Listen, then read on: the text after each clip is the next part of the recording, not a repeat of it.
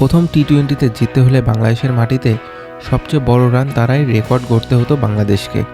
কিন্তু ব্যাটারদের ব্যর্থতায় শুরুতে ম্যাচ থেকে ছিটকে যায় লিটন ও তামিম। 182 রানের লক্ষ্য তারাই ইনিংসের তৃতীয় বলে আউট হন তানজিদ হাসান তামিম। পরের ওভারে ফিরে যান অধিনায়ক লিটন দাসও। এরপর পারভেজ হোসেন ইমন, সাইফ হাসান ব্যাট হাতে সুবিধা করতে পারেনি। চাপে পড়ে দ্রুত 4 উইকেট হারালে লড়াই চালান তৌহিদ হৃদয় ও জাকের আলী। তবে জুটি বড় হতে দেননি ম্যাকার্থি। শেষ পর্যন্ত একাই লড়ে হৃদয় খেলেছেন 50 বলে 83 রানের দুর্দান্ত ইনিংস। তবুও দলকে জেতাতে পারেননি তিনি।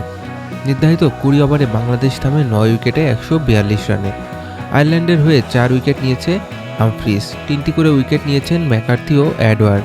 এর আগে ব্যাটিংয়ে নেমে আয়ারল্যান্ডকে 181 রানের বড় সংগ্রহ এনে দেন হ্যারি ট্যাক্সার। 45 বলে 69 রানে ইনিংস খেলে শেষ 10 ওভারে 104 রান তোলায় সফরকারীরা পেয়েছে বড় জয়ের পুঁজি। আর 39 রানের ব্যবধানে হার দিয়ে সিরিজ শুরু করে বাংলাদেশ।